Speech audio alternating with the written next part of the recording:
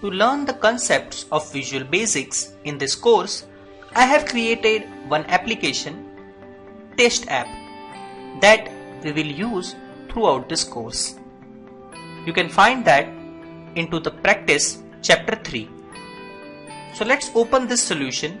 This is a WPF application and this is its design. We have one text box here. There is one more text box with multiple lines and vertical scroll. We have 2 buttons and 2 labels. This text box is for input and this is for the result. We have our run button and a clear button. The run button will run the code that we will write and the clear button will clear the result. Now let's take a look at the code. We have 3 subroutines.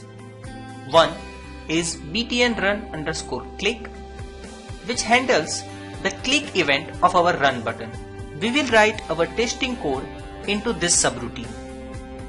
Then we have btn clear_click that handles btnclear.click event.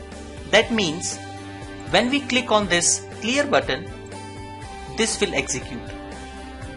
This is simply clearing the text of the text box result, which is this text box.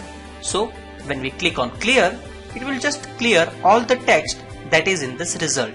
And finally, we have this output subroutine or function that takes a string as its argument or parameter. So when we call this output function with a string, it will just display that string on the result text box. For now and testing purpose, I have written the output to be the text box input.text. That means whatever input we will type here will be displayed on this result box. Let's test it. Let's start.